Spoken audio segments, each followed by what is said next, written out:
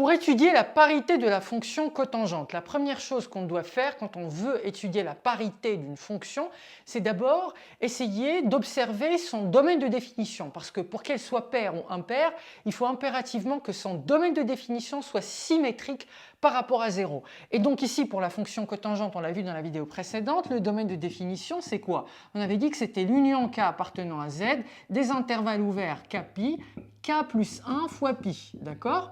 Donc, ce sont des intervalles, en fait, ce domaine de définition, il est symétrique par rapport à 0, parce qu'en fait, on est entre 0 et pi, et après, on est entre moins pi et 0. Donc, 0 est au centre de cet intervalle. Donc, la première chose à dire ici, c'est que D est symétrique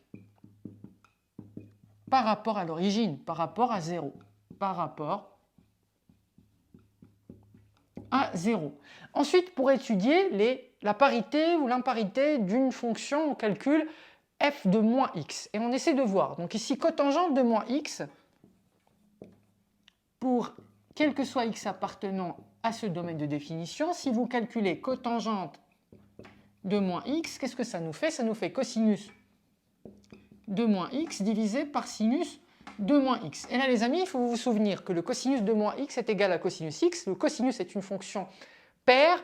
Le sinus de moins x est égal à moins sinus x. Le sinus est une fonction impaire. Donc ici, ça revient à faire cos de moins x, c'est cosinus x, c'est la même chose. Par contre, sinus de moins x, c'est moins sin x. Donc on se retrouve avec cos x divisé par moins sin x.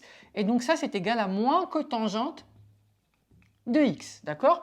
Donc, cotangente de moins x est égal à moins cotangente de x, et le domaine de définition est symétrique par rapport à 0, donc on en déduit que la fonction cotangente est une fonction impaire.